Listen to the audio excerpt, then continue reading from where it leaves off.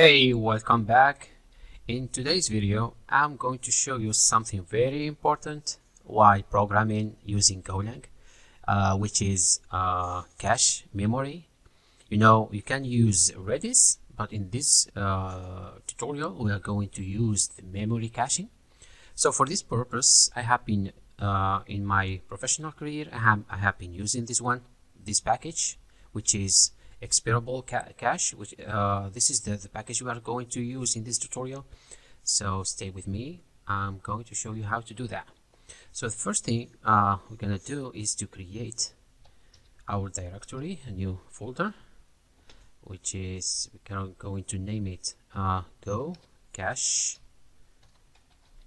All right, let's go through the new folder. All right, let's open that folder in VS Code. All right, so as you know, we are going to create our main file, main.go. So the first thing for main, we need to initialize the package main, which is main, and then gonna import the packages that we are going to use. Actually, we are going to use fmt, and we are going to use the package expirable package, which is github.com/go packages, like this, expirable cache. We are going to use version 2. So next thing I'm gonna do is func main,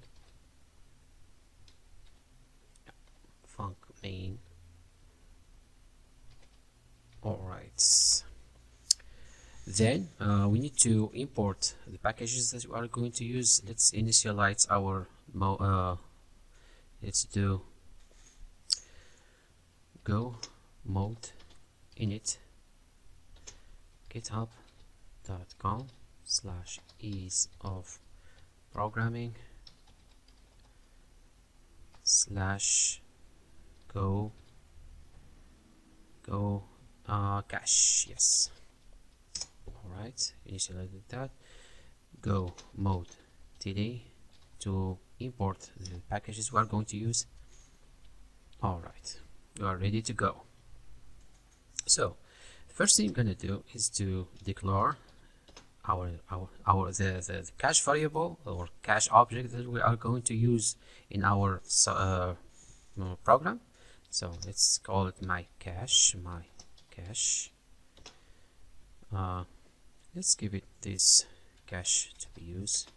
It's like alias cache dot cache, which is an array of string, comma string.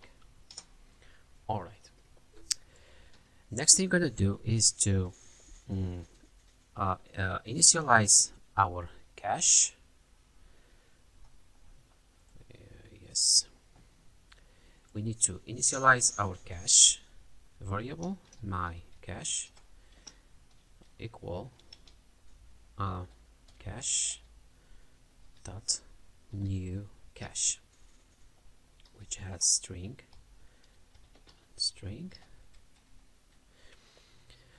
We're gonna use it has a method with maximum of keys. Gonna use because in this package you need to define how many keys you are going to use in your cache. So in our case, for the main of this purpose of this tutorial, going to use only one, and to avoid memory leaks or something else, we need to give a time for that cache to be expired with TTL. It accepts time duration, so let's give it time dot seconds. Let's give it, for example, 20 seconds. All right, we are ready to go. Next thing we're going to do is to set a key value to our cache. Since we have, let's zoom a little bit.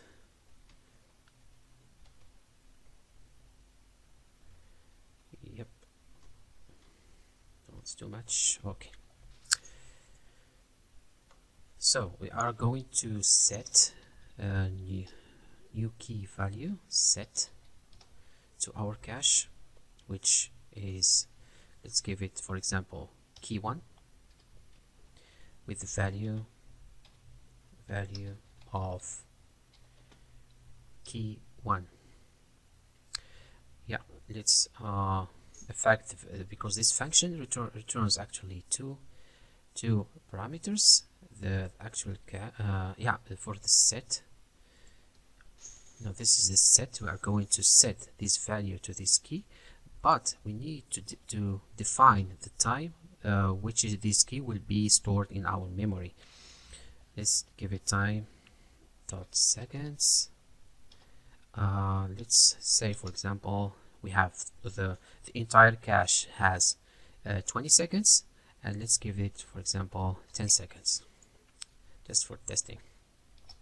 So for now we have initialized our cache, which has 20 seconds, and in that cache we set the key 1 with the value of key 1, which is gonna be stored in our memory for only for 10 seconds.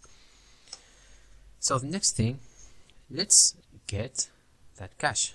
So let's initialize a new variable, cache c, comma, okay, which has my cache dot get. So just give it the key 1. So then let's do let's test if the key exists. If okay, what we're going to do is let's display the value of that key. Fmt dot println. Let's say, for example, value of key 1 is okay, comma c. Else, yes, else. In this case, for else, there is no key. Okay. Let's say cache is empty. All right, let's test that. Clear. Go run main.go. Yeah, are getting value of key 1 is value of key 1. All right. To test that, as you see, if when the program went to our code, it goes there and it exits. Let's keep it. Let's give to see that the value of the key will be expired after 10 seconds. Let's stop the execution of the program by typing time dot slip for example time dot seconds. Let's give it 12 seconds.